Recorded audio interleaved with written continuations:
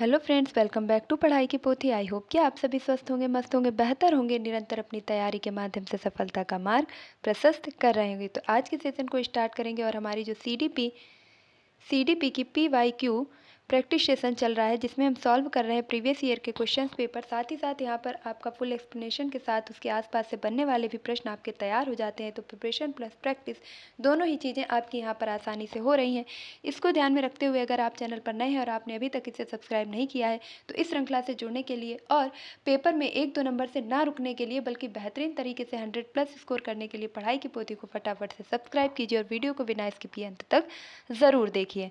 तो आज का पहला प्रश्न लेंगे और जो हमारा सेट है, ये भी जान लीजिएगा कि आज का जो हम प्रैक्टिस सेट सॉल्व करने वाले हैं, ये हमारा जनवरी 2024 का है। कब का है? जनवरी 2024 का प्रैक्टिस सेट है, जिसमें हम CDP का जो पोर्शन है वह सॉल्व करने वाले हैं। तो आज का हम पहला प्रश्न लेंगे, जिसमें कहा गया है कि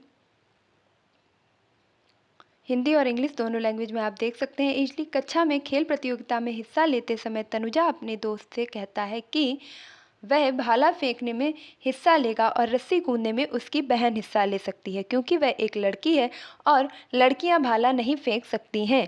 यह यक्ष को प्रदर्शित करता है। जो तनुज है वह अपने दोस्त से कह रहा है कि मैं भाला फेंकने में तो हिस्सा लूँगा, लेकिन मेरी बहन नहीं लेगी, क्योंकि वह एक लड़की है और वह रस्सी कूदने में ही क्या लेगी?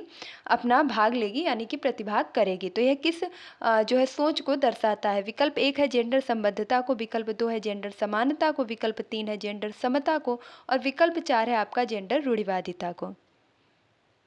जैसा कि मैं हर बार ही कहती हूँ कि प्रश्न को पढ़िए, लेकिन उसको अपनी भाषा में अपने समझने के अकॉर्डिंग ट्रांसलेट करके तब आंसर ढूंढिए। तो ऐसा वह इसलिए कह रहा है क्योंकि उसके अंदर भरी हुई है जेंडर रूढ़िवादिता, कि लड़कियां ये काम नहीं कर सकती हैं और लड़के सिर्फ यही काम कर सकते हैं और लड़के लड़कियों वाले काम नहीं कर सकते हैं। तो इस प्रकार की सोच क्या है? जेंडर रूढ़िवादिता को प्रदर्शित करती है। नेक्स्ट क्वेश्चन है कि अपसारी चिंतन X जबकि अभिसारी चिंतन X है। तो अपसारी चिंतन क्या है और अभिसारी चिंतन क्या है? जो लोग लगातार सेशन से जुड़े हुए हैं उनके लिए ये खेल बिल्कुल चुटकियों में सॉल्व होने वाला है। कैसा है प्रश्न आपका? अपसारी और अभिसारी कई उत्तर को प्रोत्साहित करता है, यानी कि अपसारी चिंतन, और एक सही समाधान पर स्थित होता है अभिसारी चिंतन। नेक्स्ट है एक सही समाधान पर स्थिर होता है अपसारी चिंतन और कई उत्तरों को प्रोत्साहित करता है अभिसारी चिंतन। तीसरा है गणितीय क्षमताओं को बढ़ावा देता है अपसारी चिंतन और मौखिक क्षमताओं को बढ़ावा देता है अभिसारी चिंतन। और फोर्थ है आपका मौखिक क्षमताओं को कौन बढ़ावा देता है? तो अपसारी चिंतन, और गणितीय क्षमताओं को बढ़ावा देता है अभिसारी चिंतन। तो यहाँ पर मैंने आपको कई बार बताया है, फिर से एक बार सुन लीजिएगा कि अपसारी चिंतन वह चिंतन होता है, अपसारी और अभिसारी बहुत ही छोटा सा माइनर अंतर है, ध्यान से सुन लीजिएगा, कभी भी नहीं भूलेंगे। अभिसारी चिंतन वह चिंतन होता है, वह प्रकार के प्रश्न होते हैं, उस प्रकार की सोच और विचार होती है जिसमें जो उत्तर मिलते हैं वह नपे तुले बंधे बंधाए और सटीकता से परिपूर्ण होते हैं। जैसे कि मैंने पूछ लिया आपसे आपका नाम, प्रधानमंत्री का नाम, आपके गांव का नाम, जो कि बदला नहीं जा सकता है, जिसमें अन्यत्र किसी भी विचार को शामिल नहीं किया जा सकता है, जो कि निश्चित है। और नपातुला है, जिसमें किसी भी प्रकार का कम ज़्यादा या बढ़ाना घटाना जैसा कोई भी उत्तर शामिल नहीं हो सकता है। तो ये होते हैं अभिसारी प्रश्न। और भी सरल भाषा में समझ लीजिएगा कि अभी अभी अभी, बिल्कुल अभी उत्तर दो।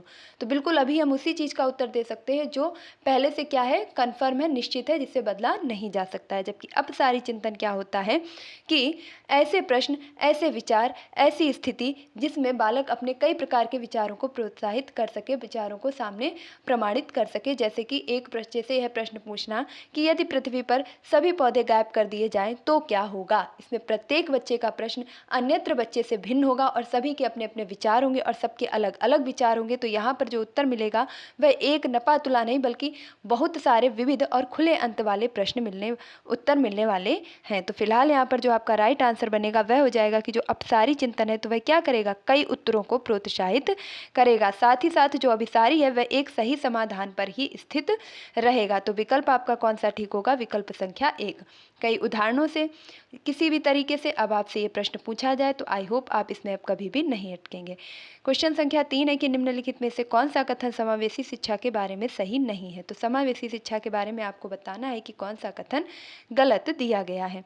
तो विकल्प है आपके सामने कि समावेशी शिक्षण का अर्थ है ऐसे तरीकों से शिक्षण जो बहिष्कृत ना करे।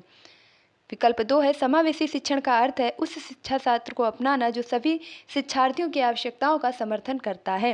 विकल्प 3 है एक समावेशी कक्षा भाषा शैली में अंतर को समायोजित करती है और सहयोग को बढ़ावा देती है। विकल्प 4 है निश्चित पाठ्यचर्या मानक मूल्यांकन के आसपास की ही एक समावेशी कक्षा का केंद्र होता है। तो इसमें से जो सही नहीं है वह आपको चुनना है, बल्कि 3 विकल्प आपके कैसे दिए गए हैं तो वह बिल्कुल सही दिए गए हैं। तो पहला भी आपका सही है, दूसरा भी सही है, तीसरा भी सही है, बल्कि विकल्प संख्या 4 क्या दी गई है आपकी गलत दी गई है, क्योंकि समावेशी शिक्षा में हमें मानकीकृत या मानक निश्चित नहीं करना है, नपी तुली बंधी बंधाई किसी भी पद्धति का प्रयोग नहीं करना है, क्योंकि वह समावेशी शिक्षा है जिसमें आपके कम जानकार बच्चे, साथ ही साथ प्रतिभाशाली बच्चे, सामान्य बच्चे सभी शामिल हैं। तो यहाँ पर हमें जो अपना मूल्यांकन की पद्धति है, पाठ्यक्रम है या अपना परियोजना कार्य, इन सभी में विविध तरीकों को अपनाना है और साथ ही साथ इसमें क्या करना है, समय और बच्चे की आवश्यकता के अनुसार परिवर्तन भी करते रहना चाहिए। तो विकल्प संख्या 4 ही आपका क्या दिया गया था, गलत दिया गया था। नेक्स्ट प्रश्न है प्रश्न संख्या 4 जिसमें कहा गया है कि अभिकथन ए शिक्षार्थी जो पहले से जानता है उसके आधार पर अपने ज्ञान का निर्माण करते हैं। बिल्कुल ठीक है। तो इसका कारण क्या है, ऐसा वे क्यों करते हैं? पैटर्न ढूंढना और पिछले ज्ञान के साथ जुड़ाव बनाने से शिक्षार्थियों को जानकारी को सार्थक रूप से संसाधित करने में मदद मिलती है। तो ये बात भी ठीक है, क्योंकि जो चीज़ हम पहले से जानते हैं यदि हम उसका प्रयोग करके या उसके समान ही चीज़ों को जोड़ करके आगे की चीज़ सीखने का प्रयास करते हैं तो हम आसानी से सीख पाते हैं। अब आपको सही उत्तर का चयन करना है। विकल्प संख्या 1 है ए आर दोनों सही है, आर ए की सही व्याख्या करता है। विकल्प 2 है ए आर दोनों सही है लेकिन ए आर की सही व्याख्या नहीं है। विकल्प 3 है ए सही है लेकिन आर गलत है। विकल्प 4 है ए और आर दोनों गलत हैं।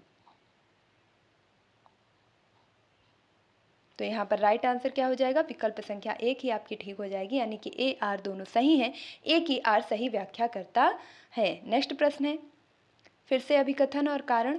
अभिकथन ए में कहा गया है बच्चों द्वारा बचपन अलग अलग संस्कृतियों में अलग अलग तरह से अनुभव किया जाता है, यानी कि बच्चों के द्वारा जो बचपन का अनुभव है वह कैसा होता है, प्रत्येक बच्चे के लिए अलग अलग संस्कृतियों से अलग अलग तरह से अनुभव प्राप्त किया जाता है। ठीक है, ऐसा क्यों किया जाता है, कारण क्या दे रहा है कि बच्चों का विकास सार्वभौमिक है। तो ये बात तो ठीक है कि बच्चों का विकास जो है सार्वभौमिक है, लेकिन ये कथन से हमारा कितना मैच कर रहा है या नहीं कर रहा है ये आपको समझना है। तो विकल्प आपके सामने है कि ए और आर दोनों सही हैं, ए आर की सही व्याख्या करता है, और विकल्प 2 है ए आर दोनों सही है लेकिन ए आर की सही व्याख्या नहीं करता है। विकल्प 3 है ए सही है आर गलत है। विकल्प 4 है ए आर दोनों गलत है। तो यहाँ पर आपका जो राइट आंसर बनने वाला है वह क्या हो जाएगा, वह हो जाएगा विकल्प संख्या 3, यानी कि ए सही है लेकिन क्या दिया गया है कि आर गलत दिया गया है। ए सही है, आर गलत दिया गया है। बच्चों का विकास सार्वभौमिक है, तो विकास तो देखिए सार्वभौमिक है लेकिन बच्चों का विकास सार्वभौमिक है ऐसा कथन सही नहीं हो सकता। विकास सार्वभौमिक तो है लेकिन सभी में एक समान नहीं होता है, और ये बात इस चीज़ का कारण तो बिल्कुल भी नहीं बन रही है। तो विकल्प 3 ही आपका क्या होगा, सही हो जाएगा। नेक्स्ट क्वेश्चन है कि अभिप्रेरणा के आरोपण सिद्धांत के अनुसार निम्नलिखित में से किससे लगातार कोशिश और बेहतर प्रदर्शन की संभावना है। तो यदि आप अभिप्रेरणा के आरोपण सिद्धांत का प्रयोग करेंगे तो आप किस चीज़ में लगातार कोशिश और बेहतर प्रदर्शन की संभावना कर सकते हैं। विकल्प 1 है सफलता के लिए आंतरिक आरोपण और असफलता के लिए बाहरी आरोपण, यानी यदि आप सफल होते हैं तो आप कहेंगे हम आंतरिक रूप से अभिप्रेरित हैं, अगर आप असफल होंगे तो हम कह देंगे ये बाहरी अभिप्रेरणा थी इसलिए हम सफल नहीं हो पाए। विकल्प 2 है सफलता के लिए बाहरी आरोपण और असफलता के लिए आंतरिक आरोपण। विकल्प 3 है असफलता और सफलता दोनों के लिए आंतरिक आरोपण। विकल्प 4 है असफलता और सफलता दोनों के लिए बाहरी आरोपण।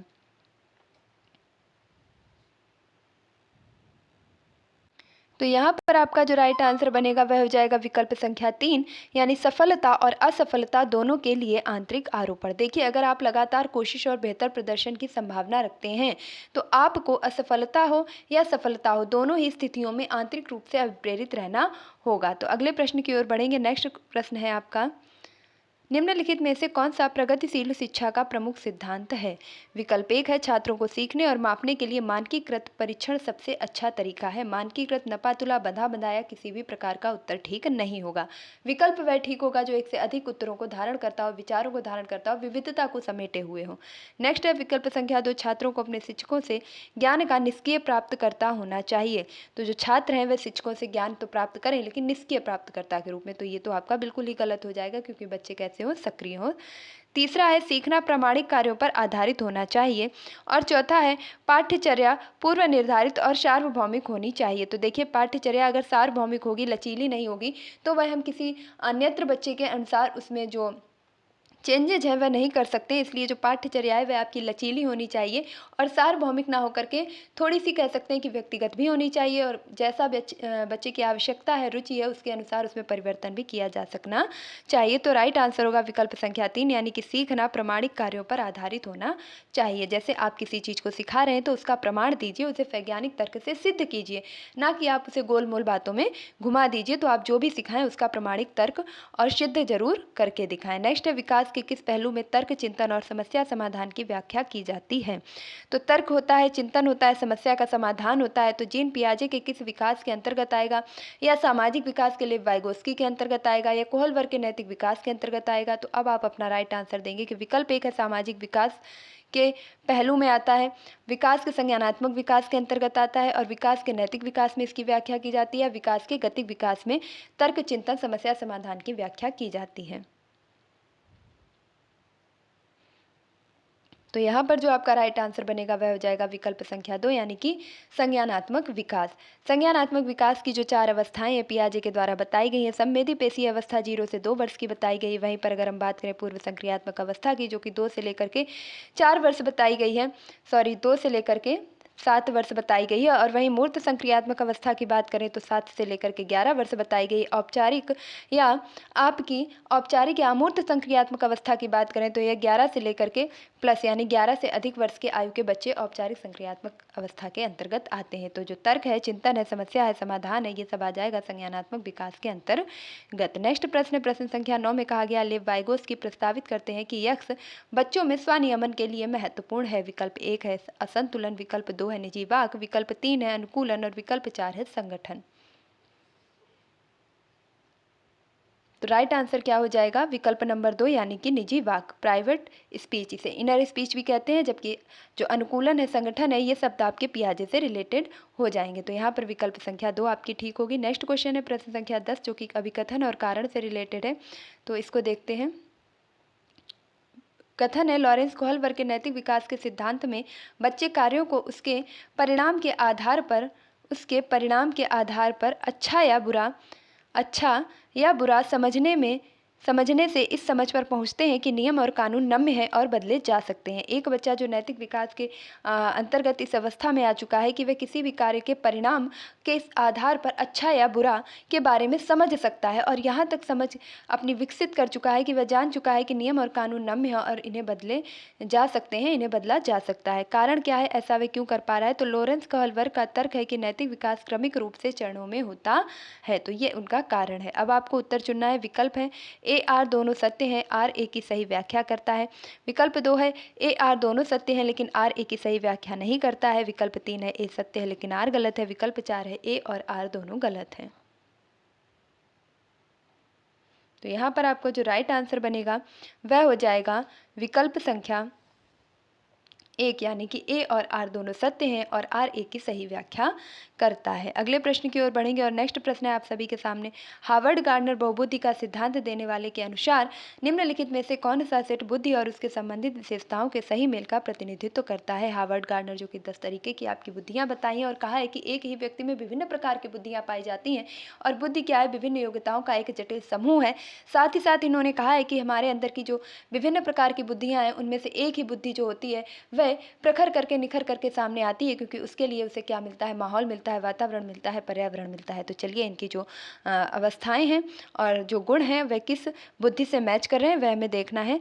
तो कौन सी विशेषता का मेल प्रतिनिधित्व करता है, यानी कि सही सेट आपको चुनना है। विकल्प 1 है अंतःवैयक्तिक दूसरों को समझने और उनके साथ संबंध स्थापित करने के कौशल होते हैं। तार्किक और गणितीय वाले में नृत्य या क्रीड़ा संबंधी क्षमताएं होती हैं। तो तार्किक है, गणितीय है, तो इसमें भैया नृत्य और क्रीड़ा कहाँ से होगा? ये तो हो जाएगा शारीरिक वाले के अंतर्गत, जिसमें इंद्रियां ज़्यादा सक्रिय होंगी। नेक्स्ट है तीसरा संगीतमय में प्रदर्शन या रचना करने के कौशल होंगे। विकल्प 4 है स्थानिक में प्राकृतिक वातावरण की सराहना करने के कौशल होंगे। ये तो आपका प्राकृतिक बुद्धि वाले के अंतर्गत आ जाता है। तो यहाँ पर जो आपका राइट आंसर बनने वाला है वह हो जाएगा कि कौन सा सही प्रदर्शन कर रहा है। तो विकल्प 3 आपका सही प्रदर्शन कर रहा है कि संगीत में बुद्धि वाला जो व्यक्ति है वह प्रदर्शन भी अच्छी तरीके से करेगा, साथ ही साथ वह संगीत की रचना और कौशल में भी अपनी जो कह सकते हैं पराकाष्ठा प्राप्त करना या उच्चतम स्तर प्राप्त करना वह कर सकता है। नेक्स्ट क्वेश्चन है और कहा गया है कि निम्नलिखित में से कौन सा कथन अधिगम के बारे में सही नहीं है। तो नहीं वाला आपको चुनना है। 3 विकल्प सही होंगे, 1 गलत होगा। विकल्प 1 है अधिगम शिक्षार्थी के पूर्व ज्ञान पर निर्भर करता है। विकल्प 2 है अधिगम का तात्पर्य पूर्व वैचारिक स्कीम्स के पुनर्गठन से है। विकल्प 3 है अधिगम सामाजिक प्रक्रिया द्वारा संसाधित होती है। विकल्प 4 है अधिगम एक प्रक्रिया नहीं अपितु एक उत्पाद है। तो यहाँ पर आपका राइट आंसर क्या होगा? यहाँ पर आपका राइट आंसर हो जाएगा कि पहला भी सही है, दूसरा भी सही है, तीसरा भी सही है और जो गलत है वह आपसे पूछा गया है। तो विकल्प संख्या 4 ही आपकी क्या होगी? बिल्कुल सही उत्तर हो जाएगा। अगले प्रश्न की ओर चलेंगे। नेक्स्ट प्रश्न है प्रश्न संख्या 13 में कहा गया निम्नलिखित में से कौन सा कारक समस्या समाधान को बढ़ावा देता है? कौन सा कारक समस्या समाधान को बढ़ावा देता है? विकल्प 1 है अपसारी चिंतन। विकल्प 2 है कार्यात्मक स्थिति। विकल्प 3 है निष्क्रिय अनुसरण। विकल्प 4 है प्रतिक्रिया सेट। तो राइट आंसर हो जाएगा अपसारी चिंतन। समस्या समाधान हम कैसे करते हैं? जब एक से अधिक विचार होते हैं, एक से अधिक लोगों की सोच होती है, तो वहाँ पर अलग अलग तरीके के विचार प्रस्तुत होते हैं और समस्या समाधान को इससे क्या किया जाता है? इस कौशल को बढ़ाया जाता है। नेक्स्ट क्वेश्चन है कि कोहल वर्ग के नैतिक विकास के सिद्धांत के अनुसार किस स्तर पर बच्चे आत्म केंद्रित होते हैं? किसी कार्य को करने में अपना ही लाभ देखते हैं, यानी कि सिर्फ अपना फायदा। स्वार्थी बच्चा, अपनी सोचने वाला बच्चा किस स्तर पे होगा? तो पहले स्तर के पहले चरण में, पहले स्तर के दूसरे चरण में, दूसरे स्तर के तीसरे चरण में या तीसरे स्तर के 5वें चरण में। तो यहाँ पर जो आपका राइट आंसर होगा वह हो जाएगा विकल्प संख्या 2, यानी कि पहले स्तर के दूसरे चरण में। यह गुण कब प्रदर्शित करेगा बच्चा? तो ये राइट आंसर हो जाएगा आपका पहले स्तर के दूसरे चरण में। विकल्प संख्या 2 इसका राइट आंसर। नेक्स्ट प्रश्न की ओर बढ़ेंगे। अगला प्रश्न कहा गया है कि वंचित वर्ग से संबंधित विद्यार्थियों के समावेशन के लिए अब आप क्या करेंगे? विकल्प 1 है विविध परंपराओं के प्रति जागरूकता और संवेदनशीलता को बढ़ाना चाहिए। विकल्प 2 है पहचान आधारित रूढ़ियों को प्रमाणित और प्रोत्साहित करना चाहिए। विकल्प 3 है सामाजिक संबद्धता के आधार पर कक्षा में बदलाव या अलगाव करना चाहिए। विकल्प 4 है समान क्षमताओं के अनुसार विद्यार्थियों को समूहों में विभाजित करना चाहिए। तो आप वंचित वर्ग से संबंधित विद्यार्थियों का समावेशन कर रहे हैं, तो इसके लिए आपको सबसे अधिक किस पर ध्यान देना होगा, क्या करना होगा? तो इनके लिए हमें करना होगा, विकल्प हमारा जो सही होगा वह हो जाएगा 3, यानी कि सामाजिक संबद्धता के आधार पर कक्षा में अलगाव करना चाहिए। विकल्प आपका यहाँ पर क्या ठीक हो जाएगा? 1 सेकेंड, अलगाव तो आपका निगेटिव होगा। 1 सेकेंड, करेक्ट करेंगे। अलगाव तो आपका निगेटिव हो जाएगा ना, बच्चे अलग ही हो जाएंगे तो कैसे उनका समावेशन हो पाएगा? समूह में विभाजित कर देंगे, ये भी अलग हो जाएंगे तो भी उनका जो चीज़ें हैं वो नहीं सीख पाएंगे। रूढ़ियों को प्रमाणित और प्रोत्साहित तो बिल्कुल भी नहीं करना है, बल्कि रूढ़िवादिता को समाप्त करना है। तो विकल्प 1 आपका ठीक होगा कि विविध परंपराओं के प्रति जागरूकता और संवेदनशीलता को बढ़ावा देना।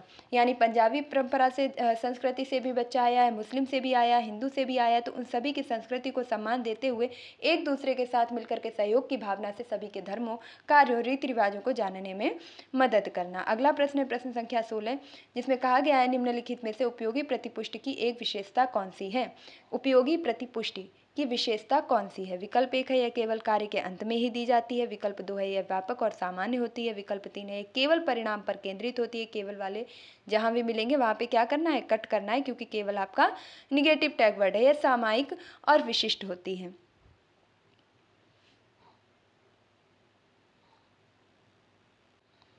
तो विकल्प नंबर 4 आपका सही हो जाएगा कि केवल कार्य के अंत में दी जाती है, गलत है। व्यापक सामान्य दोनों हो नहीं सकती, केवल परिणाम पर केंद्रित गलत है, तो ये सामायिक और विशिष्ट होती है। विकल्प संख्या 4 आपका सही हो जाएगा।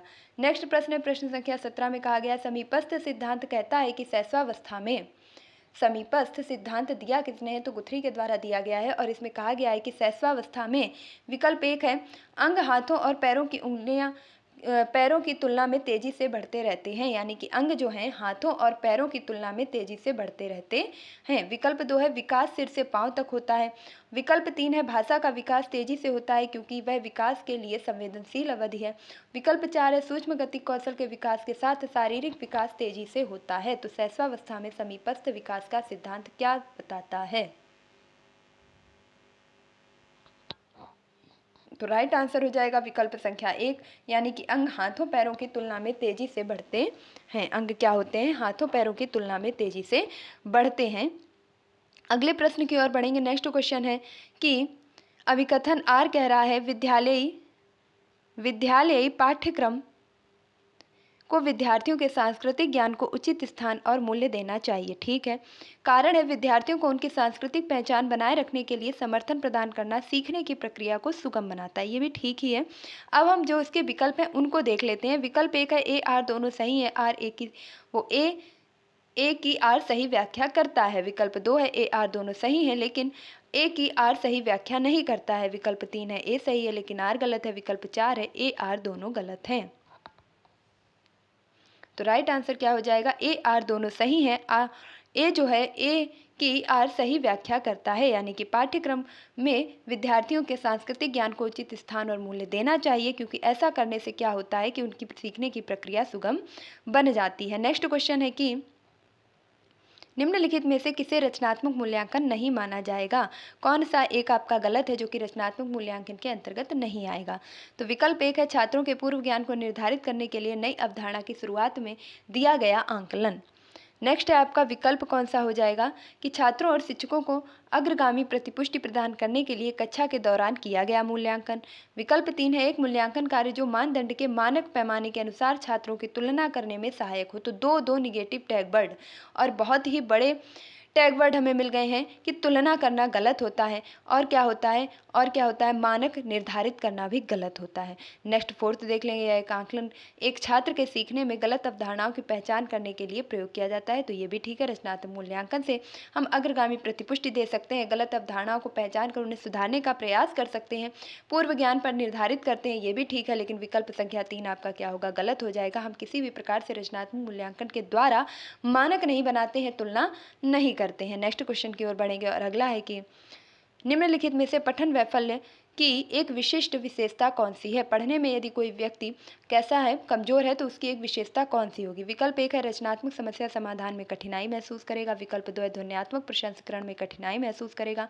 विकल्प 3 है शारीरिक समन्वय में कठिनाई पर महसूस करेगा। विकल्प 4 है स्थानिक समझ में जानकारी में कठिनाई महसूस करेगा। तो पठन वैफल्य है जो बच्चा, उसमें कौन सी आपको कमी देखने को मिलेगी? तो इसका राइट आंसर हो जाएगा विकल्प संख्या 2, यानी कि ध्वन्यात्मक प्रसंस्करण में कठिनाई महसूस करेगा। ध्वनि से संबंधित जो चीज़ें हैं उनमें उसे कठिनाई महसूस होगी, क्योंकि वह पढ़ने में कैसा है? अच्छा में। बाकी रचनात्मक में आपकी जो इंद्रियां हैं वह कार्यशील होंगी, शारीरिक आपका अंगों से संबंधित हो जाएगा, स्थानीय भी आपका अंगों से संबंधित ही हो जाएगा। नेक्स्ट क्वेश्चन है। अगले क्वेश्चन में कहा गया है निम्न में से किस प्रकार के प्रश्न एक छात्र की जानकारी का गंभीर रूप से मूल्यांकन करने की योग्यता का आंकलन करने में मदद करता है? प्रश्न को अपने अनुसार फिर से ट्रांसलेट कीजिए और ध्यान से पढ़िए कि कौन से प्रकार का प्रश्न छात्र की जानकारी का गंभीर रूप से मूल्यांकन करने की योग्यता का आंकलन करने में मदद करता है। विकल्प 1 है वे प्रश्न जो शब्द की सरल परिभाषा के लिए पूछे जाते हैं या पूछते हैं। फिर से सुन लीजिए, वे प्रश्न जो शब्द की सरल परिभाषा के लिए पूछते हैं। नंबर 2 है वे प्रश्न जो छात्र की व्यक्तिगत राय पूछते हैं। विकल्प 3 वे प्रश्न जो पाठ को मान्य करने वाले उदाहरणों के लिए पूछते हैं। विकल्प 4 है वे प्रश्न जो किसी पाठ का सारांश मांगते हैं। तो इनमें से कौन से प्रश्न होंगे जो छात्र की जानकारी को गंभीर रूप से मूल्यांकन और योग्यता का आंकलन करने में मदद करेंगे?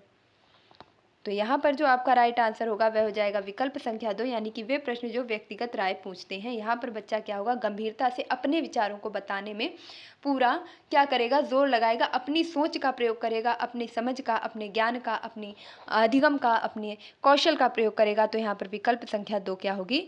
ठीक हो जाएगी। और बच्चा सबसे अधिक सक्रिय भी इसी प्रश्न में होने वाला है। नेक्स्ट है बाधिता x स्थित है जबकि अक्षमता x स्थित है। तो बाधिता 1 x स्थित है जबकि अक्षमता 1 x स्थित है। तो यहाँ पर क्या भरा जाएगा कि बाधिता 1 जैविक स्थित है जबकि अक्षमता 1 कार्यात्मक स्थिति है। विकल्प 2 है कि बाधिता 1 कार्यात्मक स्थिति है जबकि अक्षमता 1 जैविक स्थिति है। विकल्प 3 है कि बाधिता 1 क्रियात्मक स्थिति है जबकि अक्षमता 1 शारीरिक स्थिति है। और बाधिता 1 सामाजिक स्थिति है जबकि अक्षमता 1 मनोवैज्ञानिक स्थिति है।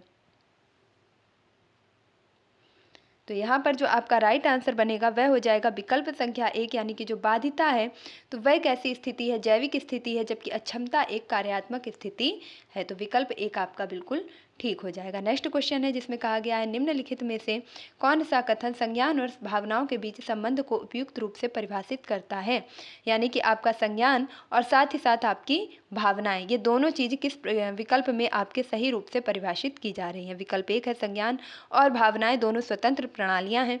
विकल्प 2 है भावनाएं और संज्ञान आपस में एक दूसरे पर पारस्परिक रूप से निर्भर करते हैं।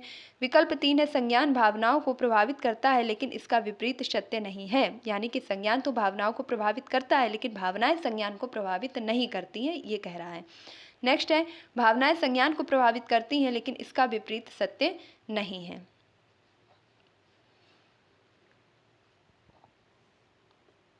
तो यहाँ पर फोर्थ और थर्ड तो आपका ऐसे ही कट जाना है, क्योंकि अगर ये सही होगा तो ये सही नहीं होगा और ये सही होगा तो ये सही नहीं होगा, तो ये दोनों ही विकल्प आपके गलत हैं। और अगर हम बात करते हैं किसकी, अगर हम बात करते हैं संज्ञान और भावनाएं स्वतंत्र हैं, तो ये भी आपका गलत है, क्योंकि ये स्वतंत्र नहीं है, जबकि दोनों क्या है, आपस में एक दूसरे की पारस्परिक पूरक हैं, एक दूसरे पर निर्भर है। तो विकल्प संख्या 2 आपकी सही हो जाएगी। नेक्स्ट क्वेश्चन है कि प्राथमिक कक्षाओं में भाषा का विकास किस प्रकार संसाधित होता है। विकल्प 1 है जब शिक्षक अमूर्त अवधारणाओं को संदर्भित करने के लिए ठोस उदाहरणों का उपयोग करते हैं।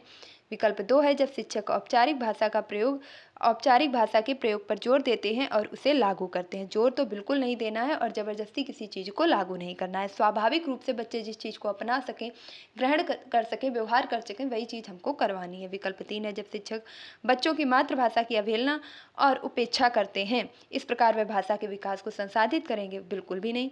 विकल्प 4 है जब शिक्षक मूर्त वस्तुओं के बजाय संकेतों और प्रतीकों से शुरू करते हैं। तो देखिए हमेशा कहा गया है कि प्राथमिक स्तर हो या कोई सा भी स्तर हो, सबसे पहले हमें क्या करना है कि मूर्त चीज़ें दिखानी है और उसके बाद हमें क्या करना है, प्रतीक दिखाने हैं। और यहाँ पर क्या कहा है कि मूर्त चीज़ें नहीं बल्कि प्रतीकों से शुरुआत करेंगे, तो ये भी आपका गलत हो जाएगा। तो विकल्प 1 आपका सही होगा कि जब शिक्षक अमूर्त अवधारणाओं को संवर्धित करने के लिए ठोस उदाहरणों को प्रस्तुत करते हैं। जैसे कि यदि मैं यहाँ पर बात करूँ कि आम कैसा है, मीठा है, बच्चे जानते हैं आम मीठा है। अब हमने ना तो बच्चों को आम दिखाया, ना तो हमने उनके मस्तिष्क में एक सेट कर पाई पिक्चर कि आम किस तरीके का दिखता है, तो हमने एक क्या की, फ़ोटो दिखा दी आम की। इससे बढ़िया क्या होगा कि हम आम को कक्षा में लाएं और बच्चों को उसका स्वाद करवाएं और फिर कहें कि जो अब आप स्वाद महसूस कर रहे हैं वह मीठा है।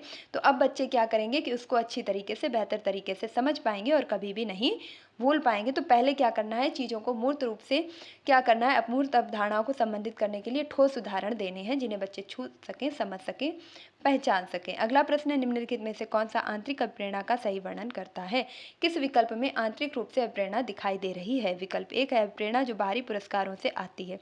तो जब बाहरी पुरस्कार से ही आ रही है तो आंतरिक कहाँ से हो जाएगी। विकल्प 2 है अभिप्रेरणा जो कार्य के व्यक्तिगत आनंद से आती है। विकल्प 3 है अभिप्रेरणा जो दूसरों के साथ प्रतिस्पर्धा से आती है। तो देखिए यदि हम दूसरों के साथ प्रतिस्पर्धा कर रहे हैं, इसका मतलब हम आंतरिक रूप से नहीं बल्कि उसको देख करके प्रेरित हो रहे हैं। विकल्प 4 है प्रेरणा जो दंड के भय से आती है। दंड के भय से हम तब तक पढ़ेंगे जब तक भय रहेगा, भय खत्म अधिगम खत्म। तो आपका राइट आंसर क्या हो जाएगा, अभिप्रेरणा जो व्यक्तिगत आनंद से प्राप्त होती है। और इस चीज़ का लाइव और प्रत्यक्ष उदाहरण है कि यदि आप अभी क्लास देख रहे हैं तो ये आपकी व्यक्तिगत रुचि है, आपको कोई पकड़ करके ज़बरदस्ती फ़ोन में ये नहीं दिखा रहा है। आप चाहें तो आप स्क्रॉल कर करके शॉर्ट्स भी देख सकते हैं, लेकिन क्योंकि आप आंतरिक रूप से अभिप्रेरित हैं, आपको इस बार सीटेट सिर्फ पास ही नहीं करना है बल्कि बेहतरीन अंकों से पास करना है। इसलिए आप इस कार्य में अपने आप को उबता हुआ नहीं बल्कि क्या कर रहे हैं, आनंदित होकर के आगे आगे के प्रश्नों को सॉल्व करते चले जा रहे हैं और काउंट भी कर रहे हैं कि मेरे कितने सही हो रहे हैं। तो ये आप आंतरिक रूप से अभिप्रेरित हैं। नेक्स्ट क्वेश्चन है निम्नलिखित में से कौन सा आलम्बन के उदाहरण है। विकल्प 1 है यहाँ पर जो आपके कथन है वह है कि बोलकर सोचो, ये आलम्बन का उदाहरण है। विकल्प 2 है कि संकेत और इशारे। 3 है प्रश्न। 4 है आधा हल किया हुआ उदाहरण। 4 है रटकर दोहराओ। तो आलम्बन के उदाहरण कौन कौन से हैं यहाँ पर। विकल्प 1 है कि ए और बी है। विकल्प संख्या 2 है ए बी सी है। विकल्प संख्या 3 है ए बी सी डी है। विकल्प संख्या 4 है A B C D E है। तो देखिए यहाँ पर जो राइट आंसर होगा, रटकर दोहराओ या कंठस्थीकरण या यांत्रिक याद करना, रटना, ये सभी आपके निगेटिव होते हैं, तो ई तो आपका होने वाला है नहीं। तो ई आपका फोर्थ में दिया गया है जो कि कट जाएगा। बाकी विकल्प संख्या 3 सही हो जाएगी कि ए, बी, सी और डी सही हैं। बोलकर, सोचो, संकेत और इशारे, प्रश्न पूछना, आधा हल किया उदाहरण देना, ये सभी आलम्बन के उदाहरण हैं। नेक्स्ट क्वेश्चन है कि विकास के क्रम में बच्चे सूक्ष्म पेशीय कौशलों से पहले सकल पेशीय कौशल विकसित करते हैं। यह दर्शाता है कि विकास, विकल्प 1 आरजक है, विकल्प 2 शीर्षगामी है, विकल्प 3 रेखीय है, विकल्प 4 है समीप दूराभिमुख है। तो जो बच्चों के पेशीय कौशल विकसित होते हैं उससे पहले वे सकल कौशल विकसित कर लेते हैं। ये कौन सा विकास का सिद्धांत कहलाएगा? तो विकल्प संख्या 4 होगी समीप दूराभिमुख विकास, यानी कि पहले समीप की चीज़ों का विकास होता है, उसके बाद दूर की चीज़ों का विकास होता है। नेक्स्ट क्वेश्चन देखेंगे। अगला प्रश्न है कि जीन पियाजे के संज्ञानात्मक विकास के सिद्धांत के अनुसार निम्नलिखित में से कौन सी क्षमता मूर्त संक्रियात्मक सोच को पूर्व संक्रियात्मक सोच से अलग करती है? यानी कि मूर्त संक्रियात्मक और पूर्व संक्रियात्मक अवस्था के बीच में जो अंतर है वह किस चीज़ में मिलता है? तो इंद्रियों के समन्वय में, विकल्प 2 है विकेंद्रण में, विकल्प 3 है परिकल्पित तार्किकता में, विकल्प 4 है वस्तु स्थायित्व में। तो देखिए, वस्तु स्थायित्व तो आपका पहली अवस्था में संवेदी पेशीय में होता है, इसका कोई मतलब है नहीं। विकेंद्रीकरण आपका किस में होता है? मूर्त में होता है। इंद्रियों का समन्वय ये आपका फर्स्ट में होता है, यानी कि संवेदी पेशीय में।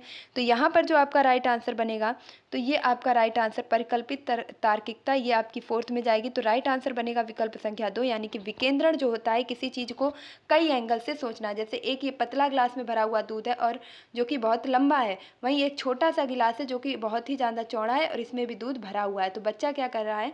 वह कह रहा है मैं पतले गिलास वाला दूध पीऊँगा क्योंकि इसमें दूध ज़्यादा है, क्योंकि वह किसी चीज़ के एक ही पक्ष पर ध्यान दे रहा है और वह है उसकी लंबाई। और अगर वहीं पर हम बात करें जो चौड़ा गिलास है, यहाँ पर अगर हम सभी पक्षों की बात करें तो जब बच्चा विकेंद्रण में देखेगा तो वह ये भी देखेगा कि इसकी चौड़ाई अधिक है, इसका आयतन अधिक है, इसमें वस्तु कैसी आएगी? अधिक आएगी। तो ये चीज़ विकेंद्रण के अंतर्गत आएगी, यानी कि एक से अधिक चीज़ों पर अपने ध्यान को केंद्रीकृत करना। लंबाई, चौड़ाई और आयतन सभी को समझना, और सिर्फ लंबाई को समझना या सिर्फ चौड़ाई को समझना क्या कहलाएगा? केंद्रीकरण कहलाता है। विकल्प 2 आपका सही हो जाएगा इस क्वेश्चन का राइट आंसर। नेक्स्ट प्रश्न है कि रस्सी कूदते समय पैर में रस्सी फंसने के कारण आउट होने के बाद अरु कहती है कि उसे रस्सी ने जानबूझकर आउट किया। जीन पियाजे के संज्ञानात्मक विकास के सिद्धांत की किस अवस्था में बच्चे इस तरह के तर्क देते हैं?